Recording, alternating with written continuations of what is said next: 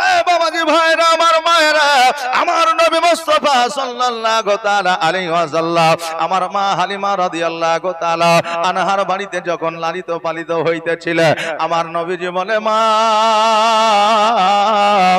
আমার ভাই জুমরা যায় প্রতিদিন ছাগল বকরি চরানোর জন্য, কিন্তু আমাকে তুমি একদিনও ছাগল বকরি চরানোর জন্য পাঠাও না। হালিমা বলতেছে, বেটা রে, আজকে আমার সন্তানকে ছাগল বকরি চরানোর জন্য পাঠা, কিন্তু তোমাকে আমি পাঠাইতে পারি না। এই জন্য পারি না, বন জঙ্গলে বাঘ আছে, ভাল্লুক আছে, হাতি আছে, কত রকমের জীবজন্তু আছে, যদি তোমাকে আক্রমণ করে দেয় আমি আব্দুল মুত্তালিবকে জবাব দিতে পারবো না। আহারে, আমার নবী মুস্তাফা বলে, মা গো, পৃথিবীর মধ্যে এমন কোন জীবজন্তু না, পৃথিবীর মধ্যে এমন কোন পশু না যে আমাকে সে আক্রমণ করবে। হালিমা বলতেছে, বেটা শোনো, আজকে তোমাকে বলে যায়, তোমাকে কোন রকম ভাবে ওই বন জঙ্গলে ছাগল বকরি চরানোর জন্য পাঠানো সম্ভব না, আমি কোনোদিন তোমাকে পাঠাইতে পারবো না। আমার নবীজি রাত্রিবেলায় বিছানায় শুয়ে আছে, জুমরা আমার নবীজির কাছে শুইতেন। এবার জুমরাকে আমার নবীজি বলতেছে, জুমরা রে, বলো বলো গো, তোমাকে কি একাই ছাগল চড়াইতে যাইতে ভালো লাগে? তোমাকে কি একাই বন জঙ্গলে ভালো লাগে? যেমন এই কথা বলেছে, জুমরা দুই চোখ দিয়ে পানি ঝরে যায়। আমার নবীকে বলতেছে, ইয়া রাসূলুল্লাহ, একাই কি বন জঙ্গলে ভালো লাগে? একাই কি বন জঙ্গলে ছাগল চড়াইতে মন চায়? আমি কতদিন আমার মাকে বলেছি, মা গো, আমি একাই বন জঙ্গলে যাই, আমাকে বাঘের ভয় লাগে, আমি বন জঙ্গলে যাই, আমাকে জীবজন্তু ভয় লাগে। মা, আমার ভাই মোহাম্মদ সাল্লাল্লাহু তাআলা আলাইহি ওয়াসাল্লামকে যদি আমার সঙ্গে পাঠায় দাও গো মা, আমরা দুই ভাই একই সঙ্গে থাকিব, আমাদের কত ভালো লাগবে। কিন্তু মা কোনদিন পাঠাই না। এ সোনা মানিকেরা, আমার নবীজি বললে, এ জুমরা শোনো রে, আজকে তোমাকে আমি একটা প্রসেস দিব, আমি একটা যুক্তি দিব, ওই যুক্তি মোতাবেক যদি তুমি কাজ করো, আগামী কালকে মা আমাকে তোমার সঙ্গে ছাগল বকরি চরানোর জন্য পাঠায়া দেবে। বলে, কি যুক্তি, কি পরামর্শ বলো? বলে, সকালবেলা ছাগল নিয়ে তোমাকে বন জঙ্গলে যাইতে হবে না, চুপ করে বাড়িতে বসে থাকবে। মা যখন বলবে, বেটা ছাগল নিয়ে কেন জঙ্গলে যাও না, তুমি বলবে যে আমার নবীকে আমার সঙ্গে যতক্ষণ না পাঠাবে আমি আর কোনদিন ছাগল চড়াইতে যাব না। এই কথা বললে নিশ্চয় তোমার সঙ্গে আমাকে পাঠায়া দেবে। সকাল হয়েছে, জুমরা চুপ করে বসে আছে। হালিমা তো সাদিয়া বলতেছে, বেটা রে, সকাল হয়ে গেল, বেলা হইতে চলেছে, ছাগলগুলো নিয়ে যাও না, কারণটা কি? জুমরা বলে, মা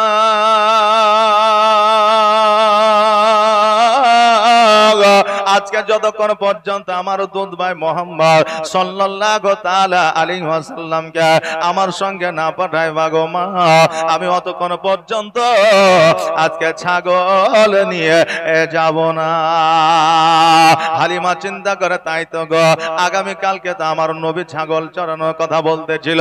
রাত্রিবেলায় এরা নিশ্চয় আলোচনা করে নিয়েছে, রাত্রিবেলায় নিশ্চয় এরা কোন রকমের আপনার আলোচনা করেছে, এই জন্য আমাকে বলতেছে, অতএব মোহাম্মদকে যদি না পাঠায় জুমরা ছাগল চড়াইতে যাবে না, আর জুমরা যদি ছাগল চড়াইতে না যায় ছাগলগুলো না খেয়ে থাকবে, আর আমাদের একমাত্র বিজনেস হলো ছাগল বকরি বন জঙ্গলে চড়ানো। এবার জুমরাকে বলে, জুমরা রে, আজকে তুমি মোহাম্মদকে ছাগল চড়াইতে নিয়ে যাবা, যদি খিদা লাগে কি খাওয়াইবা? জুমরা মিচকি হাসি দিয়া বলতেছে, মা গো, বন জঙ্গলে ফলের গাছ এমন একটা নাই যে গাছটা আমার চেনা নাই। জোরে বলেন সুবহানাল্লাহ। বলে, যদি পিপাসা লাগে, বলে ছাগল বকরির দুগ্ধ পান করাইব, আমার অসুবিধা হতে পারে গো মা, কিন্তু আমার ভাইয়ের কোনো অসুবিধা হতে দিব না। আহারে, ভাই কাকে বলে একবার দেখা, যেই ভাইয়ের সঙ্গে আপনারও এইরকম মহব্বত ছিল, আমারও ওই রকম মহব্বত ছিল। ভাই যদি ওষুধ লেগে পড়ে গেছে, আহারে আরে জলদি করে ধরে বুকের মধ্যে জড়ায়া ধরেছে, কপালে চুম্বন করেছে। ভাইকে যদি কেউ হাত লাগিয়েছে তার হাতটাকে ভেঙে দিয়েছে, ভাইকে যদি কেউ গালি দিয়েছে তাকে গালি দিয়ে ঘুরে এসেছে। ভাই এক বেলা না খেয়ে থাকলে ভাইকে আমি খাইয়ে দিয়েছি। আর বিয়ের পরে যখন 10 বছর পার হয়ে যায়, এক ভাই অপর ভাইয়ের সঙ্গে কথা বলে না। এমনও ভাই আছে, ভাই মারা গেলে ভাইকে মাটি দিতে যাই না। আহারে তুমি একবার ছোট্ট কালকে একবার স্মরণ করো, তোমাদের ভাই ভাই কত মেল ছিল, কত মহব্বত ছিল। এক ভাইকে না দেখলে আর এক ভাই রাতের বেলায় বিছানায় ঘুমায় না। দুই ভাই একই বিছানায় ঘুমিয়েছে, রাত্রি বেলায় ঝামেলা করেছে, সকাল বেলায় একই আপনার বিস্তারে একই আপনার জায়গায় বসে খাবার খেয়েছে। আজকে ওই ভাই ভাইয়ের মহব্বত কি মনে পড়ে না রে বাবা? ভাই ভাইয়ের জীবনে কোনোদিন দুশ্মনী করিয়েন না বাবাজি ভাইরা। এবার জুমরা বলল, মা গো আমি কষ্ট করতে পারি মা, কিন্তু আমার ভাইকে কষ্ট দেব না। মা গো আমার সঙ্গে একবার তুমি পাঠাইয়া দাও। আমার হালিমা বলে, জুমরা যখন তুমি নিয়ে যেতে চাইছো যাও, কিন্তু দেখো ও কোনোদিন বন জঙ্গলে যায় না, রাস্তা চেনে না, পথ চেনে না, অতএব তুমি তাকে কখনো ছেড়ে দেবে না। সর্বদা সর্বক্ষণ তুমি তাকে নিয়ে সঙ্গে সঙ্গে রাখবে। জুমরা বলল, মা গো আমি সর্বদা সর্বক্ষণ কাছে কাছে নিয়ে থাকবো। এবার আমার নবী মুস্তাফা সাল্লাল্লাহু তাআলা আলাইহি ওয়াসাল্লামের কাছে খবরটা যেন পৌঁছায় গেল। মা রাজি হইয়া গেছে। আর যেমনই এই কথা শুনেছে, দুই ভাই বাবা হাতটা আপনার মিচকে হাসি মারতেছে। এবার দুই ভাই ছাগল বকরি নিয়ে বন জঙ্গলে পৌঁছেছে। বন জঙ্গলে যখন পৌঁছে গেছে, এবার পৌঁছে যাওয়ার পরে সকল যত জীব জন্তু ছিল, বাঘ ভাল্লুক শিয়াল কুকুর বিড়াল সবাই আমার নবীকে যেন গোল করে ঘেরাও করে নিয়েছে। জুমরা চিন্তা করে, হায় গো আল্লাহ, এবার তো আর আমাদের বাঁচার কোনো উপায় না, কারণ বাঘের মুখ থেকে ফিরে আসা সম্ভব নয়। বাঘের মুখ থেকে কি ফিরে আসা সম্ভব বাবা? ফিরে আসা সম্ভব নয়। জুমরা বলে, আল্লাহ আজকে আর আমরা বাঁচবো না। এই বলে জুমরা যেন চোখটা বন্ধ করে নিয়ে যায়। দেখবেন যখন আপনার ওঝট লেগে যায়, দেখবেন যখন একটা বল এসে আপনাকে লাগে, দেখবেন যখন অ্যাক্সিডেন্ট ঘটে যায়, সবার আগে আপনার চোখটা বন্ধ হয়ে যায়, সবার আগে চোখটাকে আপনি বন্ধ করে নেন। জুমরা চোখটাকে বন্ধ করে নিয়েছে। যেমনই চোখটা বন্ধ করে নেওয়া, বাঘের আওয়াজ, শিয়ালের আওয়াজ, হাতির আওয়াজ যেন বন্ধ হয়ে গেছে। না জানে কি হলো, আমার ভাই মোহাম্মদকে খেয়ে ফেললো নাকি। এবার আস্তে আস্তে করে চোখটা খুলে যখন দেখছে, সকল জীব জন্তুরা একে একে আসিয়া আমার নবীর পায়ের তলে চুম্বন করেছে। জোরে বলে সুবহানাল্লাহ। ভাগ্যবতী মা গো তুমি, ও গো মা আমিনা, জোরে বলেন সুবহানাল্লাহ। আর ভাগ্যবতী মা গো তুমি, ও গো মা আমিনা, তোমার দোলালের নাই গো তুলনা, তোমার দোলালের পায়ের ছোঁয়া কাবা ধন্য হয়ে যায়। 18,000 মাখলুকাত যার তাজিমে ঝুঁকে যায়। জোরে বলেন না সুবহানাল্লাহ। 18,000 মাখলুকাত যার তাজিমে ঝুঁকে যায়। এতিম হয়ে আসিলেন ধরা, মরণ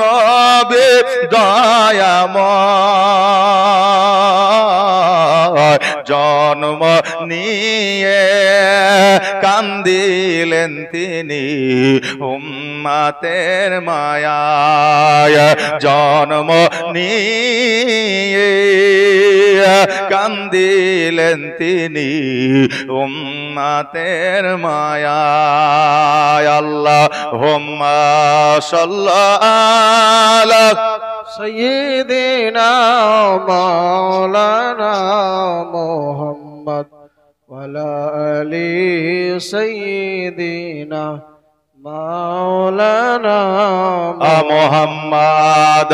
হ্যাঁ বাবাজি ভাইরা, আমার নবী মুস্তাফা সাল্লাল্লাহু তাআলা আলাইহি ওয়াসাল্লামের পায়ে যেন সকল জীবজন্তুরা চুম্বন করতেছে। তোমরা যেন দেখে যেন বাবা হতভম্ব হয়ে গেছে, অবাক হয়ে গেছে। আল্লাহ গো, আমি নতুন কিছু অলৌকিক ঘটনা দেখতে আছি।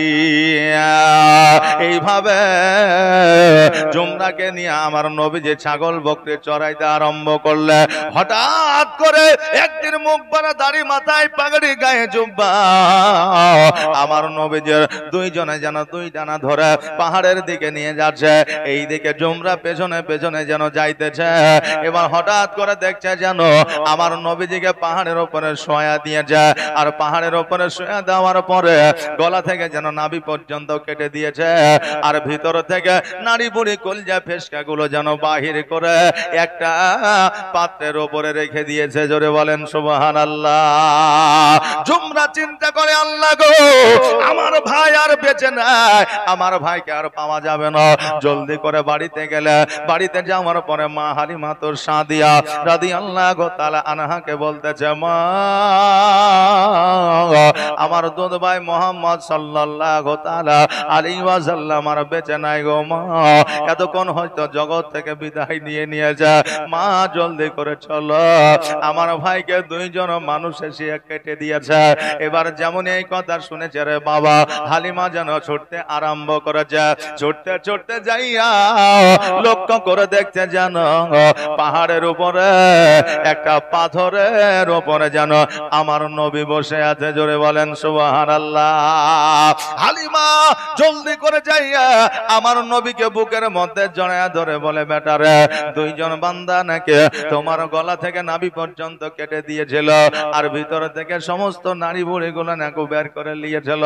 আমার নবী বললে, হ্যাঁ গো মা, এটা সিনা চাক করা হয়েছিল, আমার সমস্ত জিনিসপত্র ভিতরের মধ্যে কার পরিষ্কার করে দেওয়া হয়েছিল। মা, তুমি চিন্তা করিও না, চিন্তা করিও না, আমি ভালো আছি, সুস্থ আছি, আমার কোনো অসুবিধা নাই। হালিমা বলতেছ, বেটা শোনো, আজকে তোমার গলা থেকে যে নাভি পর্যন্ত কাটা হয়েছিল, আমি একবার দাগটা দেখতে যাই, আমি একবার গা কানা দেখতে যাই। নবী আমার জুব্বা মুবারকের যেমনই বোতাম গুলাকে খুলে দিল, হালিমা লক্ষ্য করে দেখলো, আর খোদার কসম করে বলল, আমার নবীজের গলা থেকে যে নাভি পর্যন্ত কাটা ছিল, ওই কাটা থাকা তো দূরের কথা, একটু দাগ পর্যন্ত ছিল না। জোরে বলেন সুবহানাল্লাহ। এই কেমন বিজ্ঞান ছিল রে বাবা, এ কেমন ডাক্তার ছিল যে সঙ্গে সঙ্গে কাটা দাগ পর্যন্ত মিশায় দিল। আজকে জগতের কিছু মানুষ আছে যারা বলে, নবী আমারও মতো ছিল, নবী আমাদের মতো ছিল। জোরে বলেন নাউজুবিল্লাহ। বাবারে, আমি বিভেদ লাগানোর জন্য আসি নাই, কিন্তু একটা কথা আপনাদেরকে বলে যায়, নবীর সাথে তুলনা কারো হবে না, হবে না। নবীর সঙ্গে তুলনা হয়নি, কিয়ামত পর্যন্ত হবে না। নবী আমার আলা, নবীর সঙ্গে হবে না কারো তুলনা। আর নবীর মতো কেউ জগতে আসে না, কিয়ামত পর্যন্ত কেউ আসবে না। নবীর সঙ্গে কারো হবে না তুলনা, কারণ নবীর থুতু মুবারকে মানুষের রোগ ভালো হয়ে গেছে। নবী একবার তাকায় দিয়েছে, মানুষের রোগ ভালো হয়ে গেছে। নবীর পায়ের কদমের আপনার মরুভূমি তুলে নিয়ে গিয়ে গায়ে লাগিয়ে নিয়েছে, তো স্কিনের রোগ ভালো হয়ে গেছে। আপনার চোখে লাগিয়ে নিয়েছে, অন্ধ চোখ আপনার ভালো হয়ে গেছে। ওই নবীর সঙ্গে তোমার কেমন করে হয় তুলনা?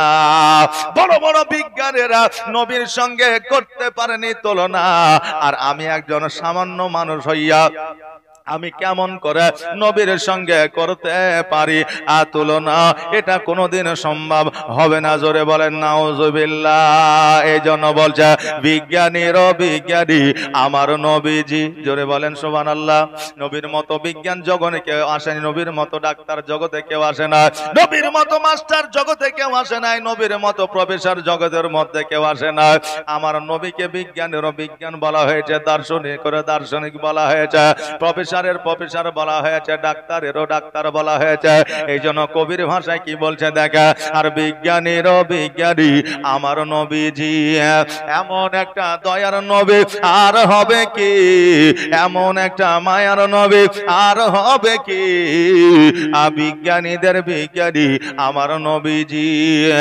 বিজ্ঞানীরা রথের যুগে আকাশেতে যায়, আর আমার নবী রকেট ছাড়া মেয়েরা যেতে যায়। জোরে বলেন সুবহানাল্লাহ। প্লেনের যুগে আর বিমানের যুগে আসমানে যাচ্ছে, তাও প্রথম আসমানে চাঁদের দেশে, কেউ ঘুরে আসছে কেউ ঘুরে আসছে না, তাই তাদের কত নাম হয়েছে ইতিহাসের পাতায় উঠে যাচ্ছে। আর আজকে থেকে 1446 হিজরি আগে আমার নবী যেই সময় ঊর্ধ্ব গমনে গিয়েছিল, যেটাকে মেরাজ বলা হয়, ওই সময় বিমান ছিল না, পাইলট ছিল না, ওই সময় আপনার এরোপ্লেন ছিল না। নবী আমার ওই সময়তে প্রথম আসমান নয়, দ্বিতীয় আসমান নয়, সপ্তম আসমান ভেদ করে আমার আল্লাহর সঙ্গে দিদার করেছিলেন। জোরে বলেন সুবহানাল্লাহ। ওই নবীর সঙ্গে আমার আপনার তুলনা কি করে হইতে পারে? বিজ্ঞানীরা রথের যুগে আকাশেতে যায়, আর আমার নবী রকেট ছাড়া মেয়েরা যেতে যায়। ওরে এই যুগে কি এমন বিজ্ঞান আর হবে কি? ওরে এই যুগে কি এমন বিজ্ঞান আর হবে কি? বিজ্ঞানীদের বিজ্ঞানী আমার নবীজি। আবু বকর সিদ্দিকের সাপে কামড়াইল, আর আমার নবীর থুতু দিয়া ভালো হয়ে গেল। জোরে বলেন না সুবহানাল্লাহ। নবীর থুতু মুবারকে আবু বকর সিদ্দিকের বিষ পানি হয়ে গেল, সাপে কামড় দেওয়া। এখন কোন ডাক্তার মাস্টার উকিল হাকিম আছে যে থুতু মুবারক দিবার বিষ পানি হয়ে যাবে? আছে? নাই, কিয়ামত পর্যন্ত হবে না। তাই বলছে আবু বকর সিদ্দিকের সাপে কামড়াইলো, আর আমার নবীর থুতু দিয়া ভালো হয়ে গেল। ওরে এই যুগে কি এমন ডাক্তার আর হবে কি? ওরে এই যুগে কি এমন ডাক্তার আর পাইবা কি? বিজ্ঞানীদের বিজ্ঞানী আমার নবীজি। আগের যুগের মানুষের অসুখ কম হতো, আর আমার নবীর কাছে আসলে ভালো হয়ে যেত। জোরে বলেন সুবহানাল্লাহ। আমার নবীর কাছে আসলে ভালো হয়ে যেত। নবী প্যারাসিটামল, ওমেজডি, ক্যালপল এইরকম কোন ট্যাবলেট দিত কিনা? ট্যাবলেট বাবা তখন ছিল না। নবী আমার কোরআনের আয়াত দিত, আর কিছু গাছগাছড়া দিত, রোগ ভালো হয়ে যেত। আবু বকর বলেছিল আমার কোন রোগ বালা হইলে আমার নবীর কাছে পৌঁছায় গেলে, আমার নবীর চেহারা দেখলে আমারও রোগ ভালো হয়ে যেত। জোরে বলেন সুবহানাল্লাহ। আগের যুগের মানুষের অসুখ কম হতো, আর আমার নবীর কাছে আসলে ভালো হয়ে যেত। ওরে এই যুগে কি এমন ঝাড় হবে কি? ওরে এই যুগে কি এমন ঝাড় আর হবে কি?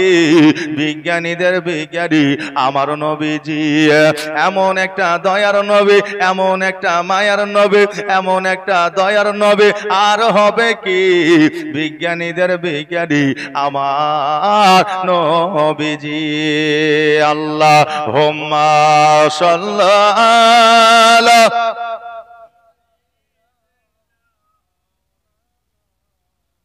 মুহাম্মাদ ওয়া আলা আলি সাইয়্যিদিনা মোহাম্মদ। বাবাজি ভাইরা আমার, হালিমাতুস সাদিয়া রাদিয়াল্লাহু তাআলা আনহা বলে, বেটারে আজকে এত বড় যখন একটা দুর্ঘটনা ঘটে গেছে, আজকে এত বড় যখন একটা কাহিনী ঘটে গেছে, অতএব তোমাকে আর তাইফে রাখা যাবে না। যদি তোমার কিছু হয়ে যায়, যদি তোমার কোনো বিপদ আপদ ঘটে যায়, আমি আব্দুল মুত্তালিব মা আমিনাকে জবাব দিতে পারবো না। ও বেটা মুহাম্মদ সাল্লাল্লাহু তাআলা আলাইহি ওয়াসাল্লাম, চলো চলো তোমাকে মক্কা নগরে গিয়ে রেখে আসে তোমার মায়ের কাছে। বাড়িতে নিয়ে আসলেন, গোসল বানায়া দিলেন, সুরমা পরায়া দিলেন, জুব্বা পরায়া দিলেন, আর পাগড়ি বাঁধিয়া দিলেন। আমার নবীর আঙ্গুল কানা ধরিয়া মরুভূমি দিয়া যেন চলতে আরম্ভ করলে।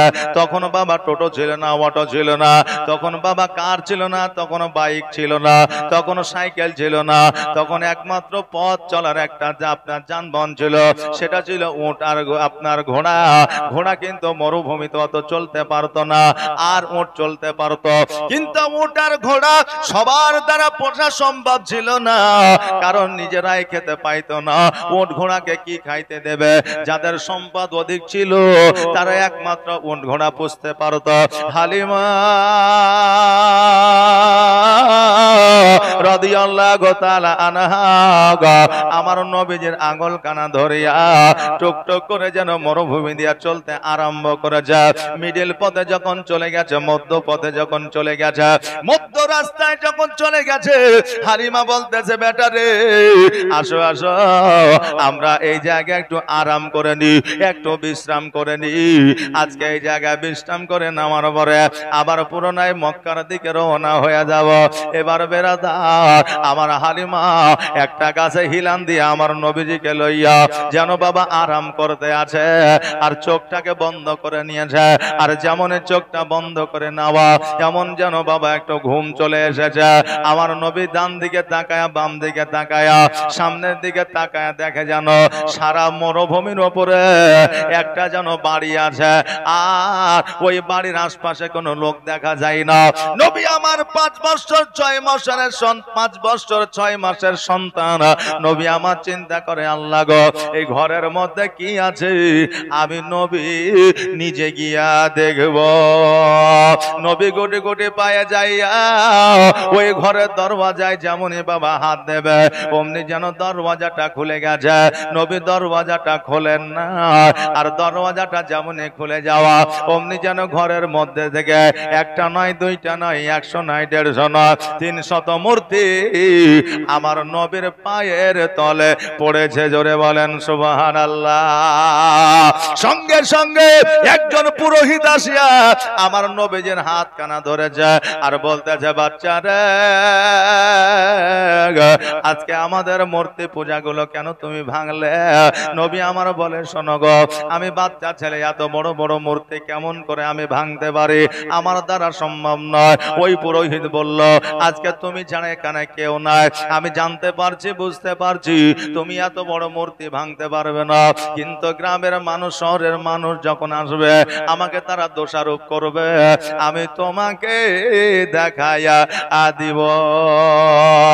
বাচ্চাকালে আপনার সঙ্গে ঘটেছে, আমার সঙ্গে ঘটেছে, আলেমের সঙ্গে ঘটেছে। দেখবেন বাচ্চাকালে অনেক সময় দোষ না করিয়াও আপনার বকা খেতে হয়েছে, হয়নি? আসলে দোষ করিনি, কিন্তু এই কাজটা করলি কেন, এখানে গেলি কেন, এটা হয় বাচ্চাকালে। দোষ না করেও বকা শুনতে হয়। বাপ মা বা অন্য কেউ জানেও যে ছেলেটার দোষ নাই, তাও বকে দিয়েছে, কারণ ও এইভাবে বকেছে যাতে পরবর্তীতে ওই ভুলটা না করে। কথা বুঝলেন না? এই জন্য বাবা আমার নবী মুস্তাফা সাল্লাল্লাহু তাআলা আলাইহি ওয়াসাল্লাম মূর্তি ভাঙে না, এটা বুঝতে পারছে পুরোহিত। বুঝার পরেও আমার নবীজিকে নিয়ে যাইয়া একটা ঘরের মধ্যে রেখে দিয়েছে। এইদিকে হালিমাতুস সাদিয়া রাদিয়াল্লাহু তাআলা আনহা চট করে বাবা ঘুমটা ভেঙে গেছে, আর ঘুমটা ভেঙে যাওয়ার পরে ডান দিকে দেখে আমার নবী না। নবী কোথায় গেল, কোথায় গেল? ফাঁকা মরুভূমি, চারিদিকে তাকিয়ে দেখে নবীকে দেখা যায় না। ওই ঘরের কাছে আসিয়া পুরোহিতকে জিজ্ঞাসা করে, বাবা রে, একটা নুরানিময় চেহারাওয়ালা সন্তান, 5 বছর 6 মাস বয়স, এই সন্তানটিকে তুমি কি দেখেছ? বলে, আমি একটা সন্তানকে ঘরের মধ্যে রেখেছি, দেখে এই সন্তানটা কিনা। এবার দরওয়াজাটা খুলে দিয়েছে, যেমনই লক্ষ্য করে দেখছে যেন ওই সন্তানটি আর কেউ নয়, ওই সন্তানটি হলো মুহাম্মাদুর রাসূলুল্লাহ সাল্লাল্লাহু তাআলা আলাইহি ওয়াসাল্লাম। সঙ্গে সঙ্গে হালিমা তো সাদিয়া রাদিয়াল্লাহু তাআলা আনহা ছুটতে ছুটতে যাই আমার নবীজিকে জড়ায়া ধরলা, বলে মুহাম্মদ আজকে তুমি এই জায়গায় এসেছে কেমন করে? নবী আমার বলে, মা গো আমি দেখতে আসলাম ঘরের মধ্যে কি আছে। দরজা অটোমেটিক খুলে গিয়ে মূর্তিগুলো ভেঙে পড়েছে। আমি নাকি মূর্তিগুলো ভেঙেছি এই কথা বলছে। হালিমা বলতেছে, বাবা মূর্তি কি তুমি ভেঙেছ?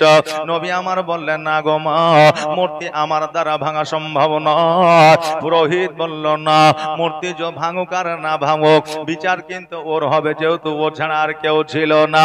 হালিমা বলতেছে, শোনো রে, আজকে বাচ্চা যখন বলে দিয়েছে মূর্তি ভাঙে না, অতএব মূর্তি ভাঙতে পারে না। কারণ তাইফে জীবনে কেউ প্রমাণ করে দিতে পারেনি এই বাচ্চা মিথ্যা বলেছে, আজকেও পারবে না, কিয়ামত পর্যন্ত পারবে না। অতএব যখন বলে দিয়েছে মূর্তি ভাঙে না, এই বাচ্চার দ্বারা সম্ভব নয়। অতএব দয়া করে তুমি ছেড়ে দাও। বলে, না না, ছাড়া যাবে না।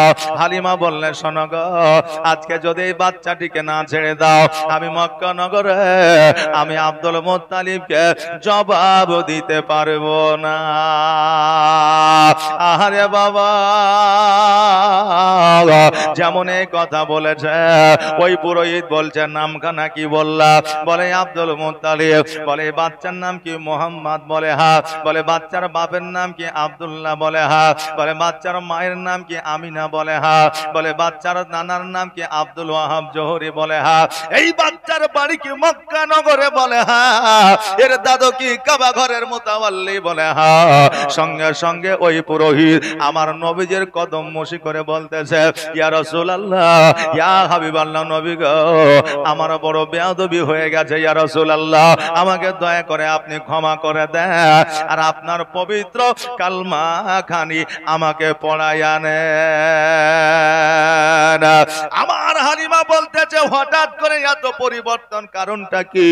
বলে, হালিমা তুমি জানো না, জানো না, আমি তাওরাতের জুবুরে দেখেছি যে আখেরি পয়গম্বর মুহাম্মদ রাসূলুল্লাহ সাল্লাল্লাহু তাআলা আলাইহি ওয়াসাল্লাম একটা সত্য ধর্ম নিয়ে আসবে, যে মনোনীত ধর্ম নিয়ে আসবে, একটা কালেমা নিয়ে আসবে, আর ওই শেষ নবীর নাম হবে মুহাম্মদ, তার বাপের নাম হবে আব্দুল্লাহ, তার মায়ের নাম হবে আমিনা, তার দাদার নাম হবে আব্দুল মুত্তালিব, কাবা ঘরের মুতাওয়াল্লি। অতএব আমি যখন জানতে পারলাম, বুঝতে পারলাম, আমি তার কদম ধরে ক্ষমা চেয়ে নিয়েছি। আজকে আমি বেধর্মিক হয়ে মারা যেতে চাই না, আমি মুনাফিক হয়ে মারা যেতে চাই না, আমি কাফের হয়ে মারা যেতে চাই না, আমি একমাত্র মুসলমান হয়ে মারা যেতে চাই। তাই নবী গো, দয়া করে আপনার কালেমা খানি আমাকে পড়ায়া নেয়। সঙ্গে সঙ্গে আমার নবী মুস্তাফা সাল্লাল্লাহু তাআলা আলাইহি ওয়াসাল্লাম কালেমা তাইয়্যিবা লা ইলাহা ইল্লাল্লাহু মুহাম্মাদুর রাসূলুল্লাহ সাল্লাল্লাহু তাআলা আলাইহি ওয়াসাল্লাম কালেমা খানি পড়ায়া নিলেন। আজকে আমাদের মধ্যে প্রশ্ন জাগতে পারে, 5 বছর 6 মাস বয়সে নবী আমার কেমন করে কালেমা পড়াইলেন? কারণ 40 বছর বয়সে তো নবুয়ত লাভ করেছে।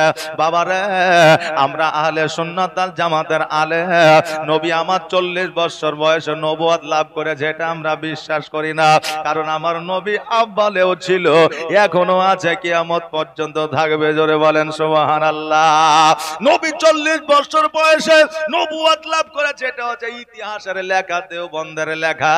কিন্তু আহলে সুন্নাত ওয়াল জামাতের আলেম ওলামা আমার নবী 40 বছর বয়সে নবী হয়েছে, এটা কোনোদিন বিশ্বাস করে না, কিয়ামত পর্যন্ত করবে না। হ্যাঁ বাবাজি, ভাইরা, আমার মায়েরা, আমার নবী মুস্তাফা সাল্লাল্লাহু তাআলা আলাইহি ওয়াসাল্লাম সেই দিন কালেমা পড়ানো তো দূরের কথা, নবী আমার যেই দিন 570 খ্রিস্টাব্দে জগতের মধ্যে এসেছিল, সেই দিন সিজদায় পড়ে ইয়া হাবলি উম্মতি উম্মতি বলে কেঁদেছিল। কারণ ছিল এটাই, নবী আমার জগতে যেই দিন এসেছিল, সেই দিন থেকে ইসলামের বার্তা সারা পৃথিবীর মধ্যে পৌঁছে গিয়েছিল। জোরে বলেন সুবহানাল্লাহ। নবী আমার কালেমা পড়ে নিলেন, কালেমা পড়ে নামার পরে ওই জায়গা থেকে বের হয়ে যাচ্ছে। পুরোহিত বলল, ইয়া রাসূলুল্লাহ, ইয়া হাবিবাল্লাহ, নবী গো, আজকে আজকে যখন আমি কালেমা পড়ে নিয়েছি, আমার জান মাল ধর যাবতীয় সবকিছু আপনার উপরে আমি বিলীন করে দিলাম। ইয়া রাসূলুল্লাহ, যখন প্রয়োজন, যখন দরকার হবে একবার ডাক দিবেন, আমি হাজির হয়ে যাব। আহারে মহব্বত দেখেন আমার নবীর প্রতি। আজকে আমরা নবীকে মহব্বত করি, ভালোবাসি আমরা শুধু মুখেই বলি, আর নবীর যখন কিয়ামের পালায় আসে আমরা পালায়া যা। এই জন্য বাবা, জগতের মধ্যে আপনি যাকে ভালোবাসেন না কেন, কবরে আপনি কাউকে পাবেন না, একমাত্র আমার নবীকে কবরে পাইবে। এই জন্য যদি ভালোবাসতে হয় আমার নবীকে ভালোবাসেন। এই জন্য বলছে ভালো যদি বাসতে হয় নবীকে বাসো। জোরে বলেন না সুবহানাল্লাহ। একটা আওয়াজ দিয়ে বলা যাবে না সুবহানাল্লাহ? আর একটা আওয়াজ দিয়ে বলেন সুবহানাল্লাহ। নারে তাকবীর, নারে রিসালাত। কবি কি বলছে? আর ভালো যদি বাঁচতে হয় নবীকে বাসো, জান যদি দিতে হয় নবীকে দিও। নবী তরানে বালা, নবী বাঁচানে বালা, নবী তরানে বালা, নবী বাঁচানে বালা। আর প্রাণের চেয়ে প্রিয় তাই, প্রাণের চেয়ে প্রিয় তাই নবীকে চিনুন। ভালো যদি বাঁচতে হয় আমার নবীকে বাসুন। সাকারাতের বিছানাতে কি যে যন্ত্রণা, সাত সাগরের পানি দিলেও তৃষ্ণা মিটে না। জোরে বলেন সুবহানাল্লাহ। সাকারাতের বিছানাতে কি যে যন্ত্রণা, সাত সাগরের পানি দিলেও তৃষ্ণা মিটে না। আর কাউসারের পানি দেবেন, কাউসারের পানি দেবেন শাহে মদিনা। ভালো যদি বাঁচতে হয় আমার নবীকে বাসো, জান যদি দিতে হয় আমার নবীকে দিও। নবী বাঁচানে বালা, নবী তরানে বালা, নবী শাফাত করনে বালা, নবী বাঁচানে বালা। আর প্রাণের চেয়ে প্রিয় তাই, প্রাণের চেয়ে প্রিয় তাই নবীকে চিনুন। ভালো যদি বাঁচতে হয় আমার নবীকে বাসুন। আল্লাহুম্মা সাল্লি সাইয়্যিদিনা মাওলানা মুহাম্মদ ওয়ালা আলে সাইয়্যিদিনা মাওলানা মুহাম্মদ। আমার হালিমা রাদিয়াল্লাহু তাআলা আনহা আমার নবীজিকে ওই জায়গা থেকে নিয়ে মক্কার দিকে আমার পুনরায় রওনা হয়ে গেল। এবার মক্কায় যখন প্রবেশ করছে, কাবা ঘরে হিলান দিয়া আব্দুল মুত্তালিব রাদিয়াল্লাহু তাআলা আনহু যেন বাবা বসে আছে। যখনই আমার নবী মুস্তাফা সাল্লাল্লাহু তাআলা আলাইহি ওয়াসাল্লামকে দেখে নিয়েছে, আব্দুল মুত্তালিব দন্দাইমান হইয়া ছুটতে ছুটতে যাইয়া আমার নবীজিকে বুকে উঠায়া নিয়া, কোলে উঠায়া নিয়া, কপালে চুম্বন করিয়া দুই চোখের পানি ছেড়ে দিয়া বলে, এ পোতাজা, আজকে বহুদিন পরে তোমাকে দেখলাম রে ভাই। আজকে কপালে চুম্বন করিয়া আমি আব্দুল মুত্তালিব আমার বুকের ব্যথা বেদনা যন্ত্রণা সব কিছু দূরে হারাইলাম। নবীজিকে লইয়া আব্দুল মুত্তালিব যেন আদর স্নেহ মায়া মমতা দিচ্ছে। এইদিকে হালিমা মা আমিনার কাছে যাইয়া বলল, এ বোন আমিনা, আমি আমার নবীজিকে এতদিন লালন পালন করে দিলাম, এবার আমি তোমার কোলে উঠে দিলাম রে বোন। এবার তোমার সন্তানকে দেখাশোনা তুমি করো, আমি এবার বাড়ির দিকে যাই। কেন না আমার নবী আমার কাছে থাকিলে যদি কোনো বাধা বিপদ হয়ে যায় আমি তোমাদের জবাব দিতে পারবো পারবো না, এই জন্য নবীকে আমি রেখে গেলাম। কিন্তু আমি হালিমা, আমি তো চাইছিলাম আমার নবী আমার কাছে সর্বক্ষণ থাক। কেন না যেই দিন থেকে হালিমার বাড়িতে আমার নবী গিয়েছে, সেই দিন থেকে হালিমার অভাব অনটন দূর হয়ে গিয়েছে। আমি না বলতেছে হালিমা বোন রে, সর্বদা সর্বক্ষণ তোমার জন্য দরওয়াজা খোলা। তোমার যদি টাকার দরকার হয়, পয়সার দরকার হয়, তোমার যদি চালের দরকার হয়, তোমার যদি আটার দরকার হয়, তোমার যদি খেজুরের দরকার হয়, যখন যেটা দরকার হবে তুমি বলবা, আমি তোমাকে দিব রে বোন। কারণ আমি যেমন আমার সন্তানের মা, তুমিও আমার সন্তানের মা। জোরে বলেন সুবহানাল্লাহ। হালিমা বলে বোন, আমার কিছুরের দরকার নাই রে বোন, কারণ আমার নবী যেই দিন থেকে আমার বাড়িতে গিয়েছে, খোদার কসম করে বলি, আমার বাড়ির অভাব তো দূরের কথা, আমার বাড়ির রোগ বালা পর্যন্ত দূর হয়ে গেছে।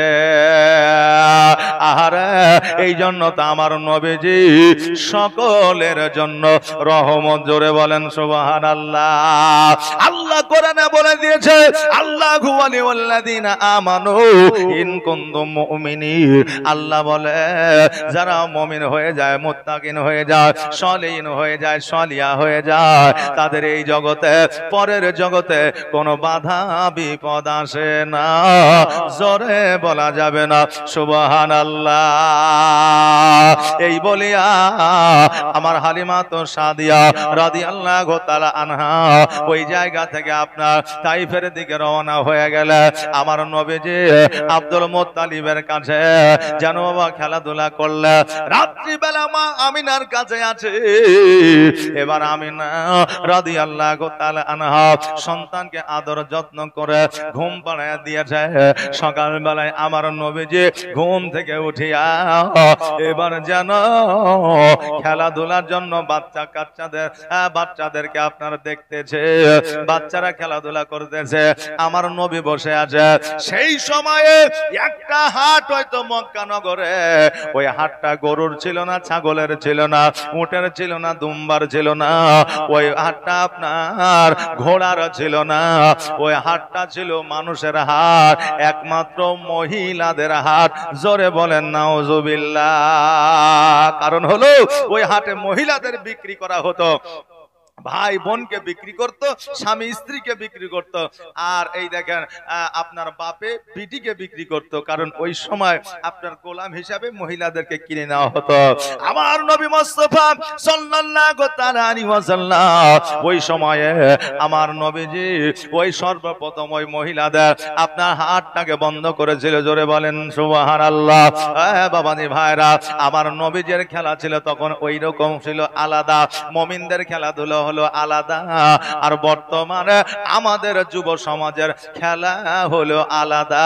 রাস্তার মোড়ে, সাঁকুর উপরে, গাছের তলায়, বাগানে আর জমির আইলে বসে বসে শুধু বলছে মার মার মার মার, কথা বললেন না, বলছে শুধু মার মার। এই তো আমাদের বর্তমানে খেলা। হাতে মোবাইল, মুখে বিড়ি। মাস্টার চলে যায় রাস্তা দিয়া, এখন বলছে বিড়িটা তো কমসে কম ফেলতে, বলছে ওর বাপের টাকায় বিড়ি খেয়েছে নাকি, আমার বাপের টাকায় খাচ্ছে। মাস্টার হইলো তো কি হইলো, কথা বুঝলেন না, আদব চলে গেছে। বাবারে, বড়রা ছোটদের স্নেহ করে না, আর ছোটরা বড়দের সম্মান করে না। আদব বলে কিছু নাই, উঠে গেছে রে বাবা। সম্মান বলে কিছু নাই, উঠে গেছে। একে অপরকে কিভাবে সম্মান করবে, কিভাবে সম্মান দেবে, এটা উঠে গেছে। কাউকে সম্মান দিলে সম্মান পাওয়া যায়, একে অপরকে সম্মান দেয় না বলে সেও সম্মানের যোগ্য আপনার হয় না। আহারে বাবা, আমার নবী যে ওই বাচ্চাদের সঙ্গে আছে।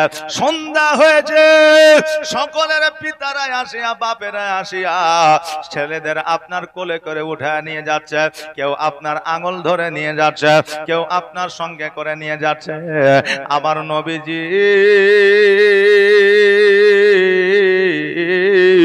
দুই চোখের পানি ফেলায়া বলে, আল্লাহ গো, সকলের আব্বাকে দেখা যায় কিন্তু আমার আব্বাকে তো দেখা যায় না। ও আল্লাহ, আজকে আমার 6 বছর বয়স হতে চলিল, কিন্তু আমার আব্বাকে একদিনও আমি দেখি নাই। আমার আব্বা কোনোদিন আমাকে কোলে নেয় নাই, আমার আব্বা কোনোদিন আমার কপালে চুম্বন করে নাই, আমার আব্বা কোনোদিন বুকে জড়ায়া ধরে না। আল্লাহ গো, আজকে বাড়িতে যাব, বাড়িতে যাওয়ার পরে আমার মাকে জিজ্ঞাসা করব, মা গো, আমার আব্বা কোথায় আছে একবার বলো। আজকের প্রশ্ন এটাই হবে আমার 1 নম্বর। নবী আমার মনে মনে ইরাদা করে নিলে, মনে মনে ইরাদা করলেন। আর বাবা বাড়িতে আসলেন, আর বাবা বাড়িতে আসলেন। এবার বাড়িতে আসার পরে মায়ের আঁচলখানা ধরেছে, ধরার পরে আমার নবীজি মুখটাকে নিচু করে বলছে, মা, তোমাকে আমি একটা কথা বলতে চাই। আহারে বাবা, নবীর জীবনের দিকে একবার ফলো করলে, একবার লক্ষ্যপাত করলে, জীবনে চলা বলা আদব কায়দা সব কিছুই পাওয়া যাবে। আল্লাহ হুম্মা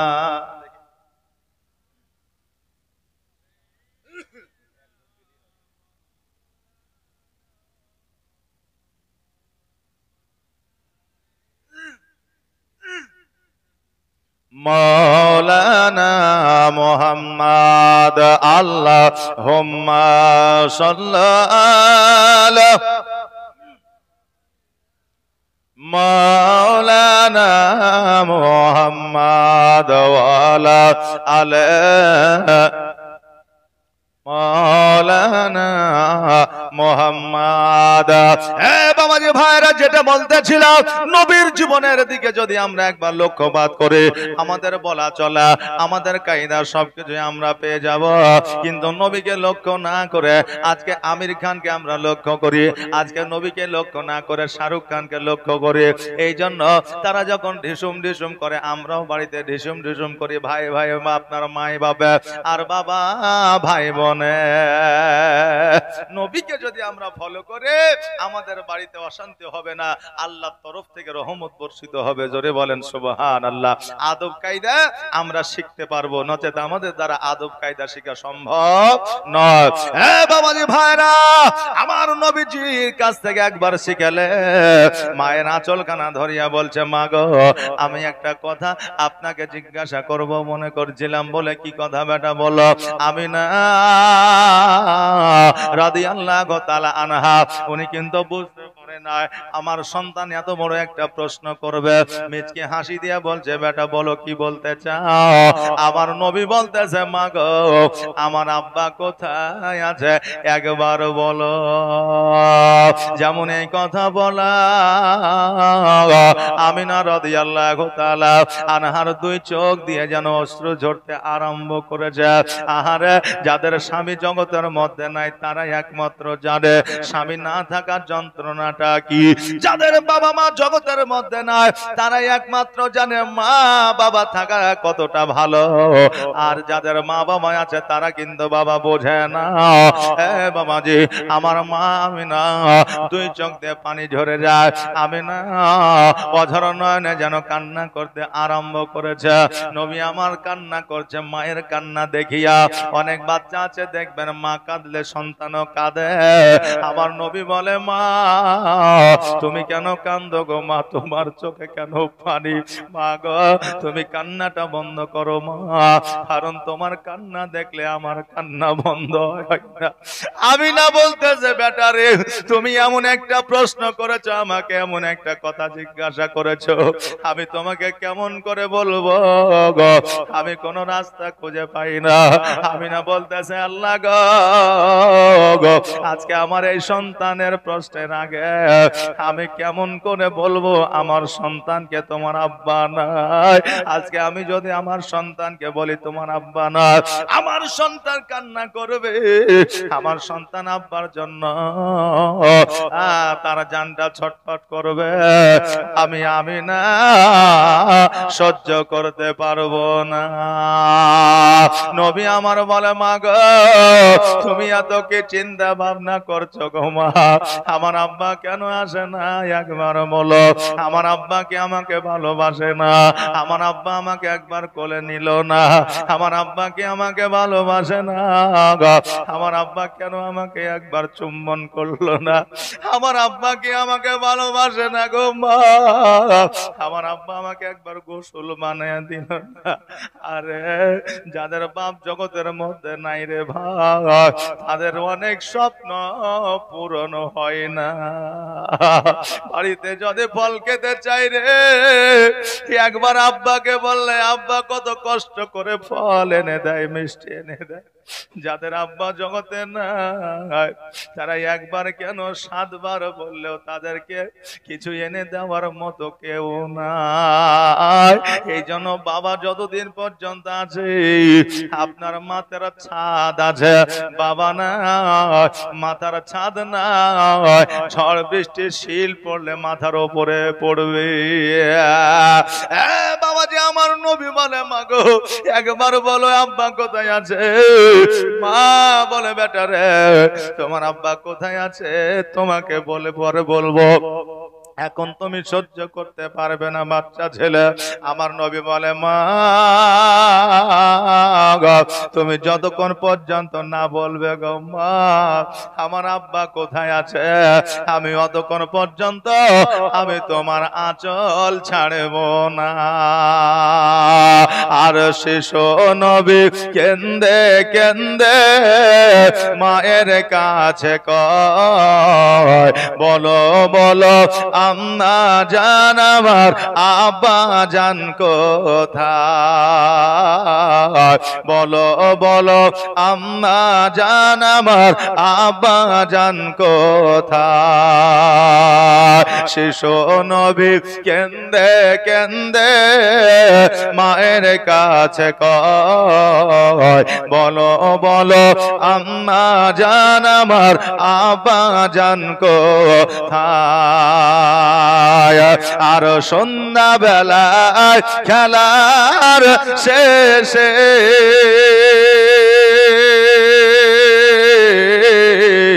সব ছেলেদের পিতা এসে, আর সন্ধ্যা বেলা খেলার শেষে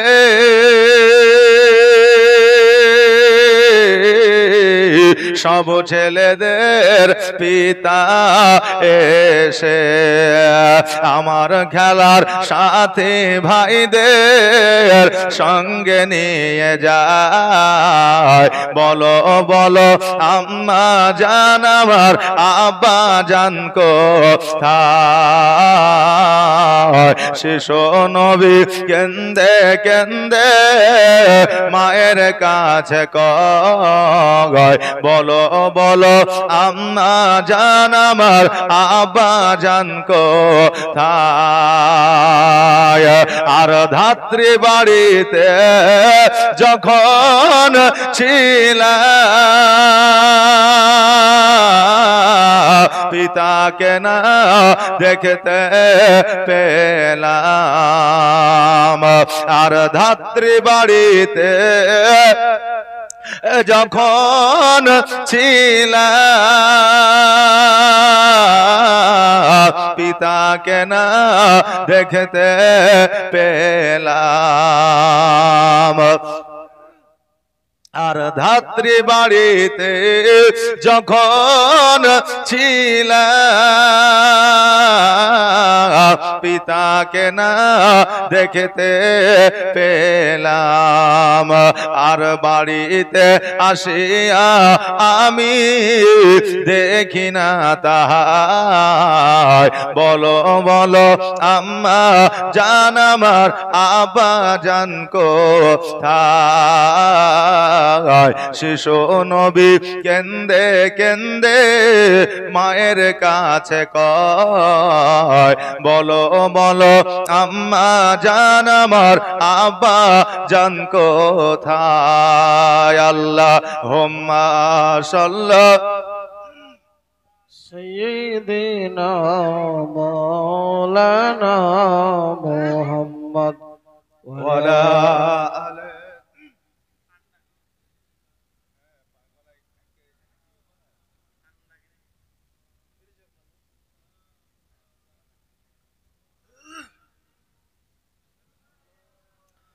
मोहम्मद हरदम ज़बा पाक नामे मोहम्मद हरदम ज़बा शफियाना मोहम्मद। বাবাজি ভাইরা, আমার নবী মুস্তাফা সাল্লাল্লাহু তাআলা আলাইহি ওয়াসাল্লাম বলে, মা তুমি যতক্ষণ পর্যন্ত না বলবে গো মা আমি আজকে তোমার আঁচলখানা ছাড়ব না। আমিনা রাদিয়াল্লাহু তাআলা আনহা যখন বুঝতে পারলেন, জানতে পারলেন আজকে আমার সন্তান জানবে তারপরে ছাড়বে, কিন্তু আমাকে বলতেই হবে, কোনো আর রাস্তা না। আমিনা দুই চোখের পানি ছেড়ে দিয়ে বলে, বেটা আজকে থেকে তোমার আব্বা তোমাকে আর কোনোদিন কোলে নিবে না, তোমার কপালে চুম্বন করতে আসবে না, তোমাকে খাওয়াইয়া দিবে না, গোসল বানাইয়া দিবে না। কেন না, কেন না, তোমার আব্বা জগতে না, ওই মাকামে আবুয়ায় ওই কবরে আরাম করতেছে। জোরে বলে ইন্না লিল্লাহি ওয়া ইন্না ইলাইহি রাজিউন। বেরাদার, আমার নবী যখন শুনতে পারলেন, বুঝতে পারলেন আমার আব্বা জগতের মধ্যে না, নবী হাজার নয়নে কান্দিয়া বলে, মা গো আজকে আব্বা যখন মাকামে আবুয়ায় আরাম করতে আছে, আমি ওই আমার আব্বা জানের কবরটা জিয়ারত করতে চাই। আমিনা বলে, বেটারে আমি আমিনা আমি ওই মদিনা ওই মাকামে আবুয়া যাওয়া তো দূরের কথা, আমি ঘর থেকে বাইরে পা দিতে পারবো না যতক্ষণ পর্যন্ত তোমার দাদা আব্দুল মুত্তালিব অর্ডার না দিবি। নবী আমার বলে, মা আমি আমার দাদাকে রাজি করব, আমার দাদার কাছে অর্ডার পারমিশন আমি নেব। নবী আমার গোটে গোটে ভাই আব্দুল মুত্তালিবের কাছে আইয়া বলে, দাদা আমার আব্বা জগতে নাই গো দাদা, আমি শুনতে পেয়েছি, বুঝতে পেরেছি আমার আব্বা জানে কবরটা জিয়ারত করতে চাও, একবার তুমি আদেশ দাও, অনুমতি দাও। আমার আব্দুল মুত্তালিব বলে, ভাই তোমরা কে কে যাবা?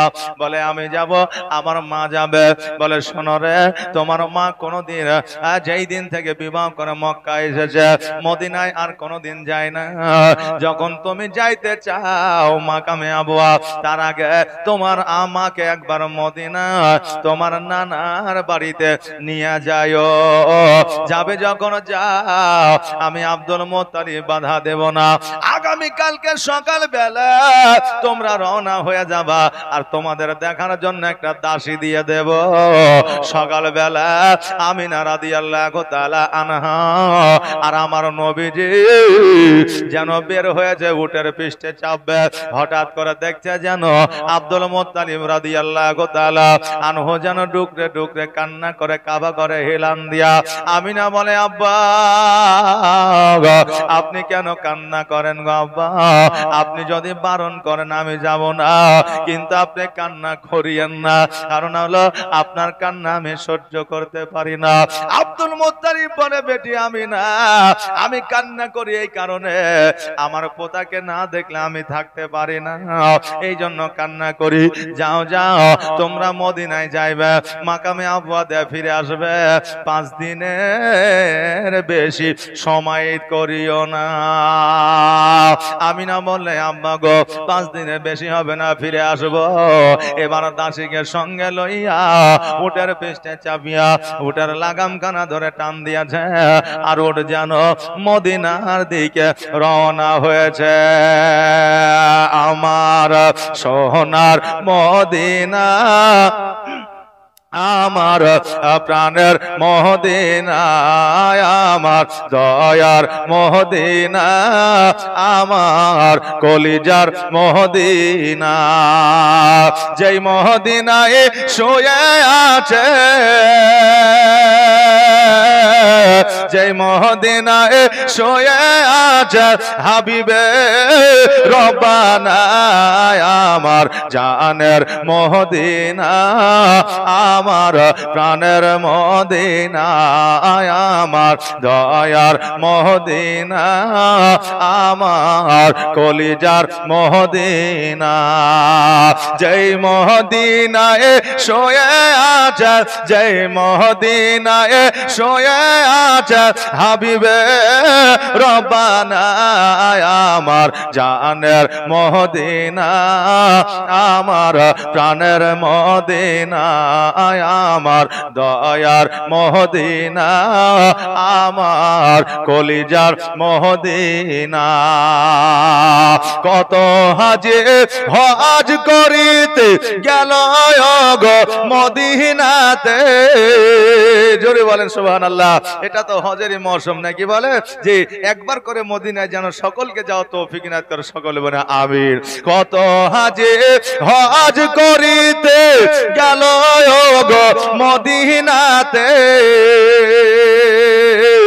তবুও মদিনা দেখে, তবুও মদিনা দেখে হাজিদের জান ভরে না, আমার সোনার মদিনা, আমার প্রাণের মদিনা, আমার দয়ার মদিনা, আমার কলিজার মদিনা, যেই মদিনায় শুয়ে আছে,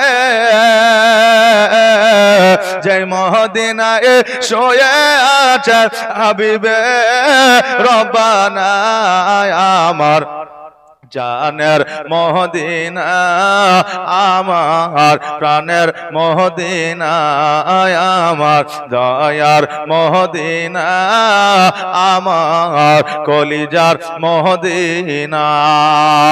ও বাবা যে ভাইরা, আমার নবী মুস্তাফা সাল্লাল্লাহু তাআলা আলাইহি ওয়াসাল্লাম মাকে সঙ্গে লইয়া আর দাসীকে সঙ্গে লইয়া মদিনার দিকে রওনা হয়ে গেলে, ওর যেন মদিনার দিকে চলতে আরম্ভ করলে। বাবারে, আমরা যদি এই রকম মদিনা যাবার সুযোগ পাই, আমরা কি মদিনায় যাব না? জি, যাবো কি যাব না? মদিনায় পাওয়ার সুযোগ পাইলে মদিনায় যাব, তবে বসে থেকেও মদিনায় যাওয়া যায় রে বাবা। আচ্ছা বলেন তো, এই নবীজের সঙ্গে দাসী যায় মদিনায়, সুযোগ পাইলে কে কে যাইতাম? হাত উঠান তো দেখি।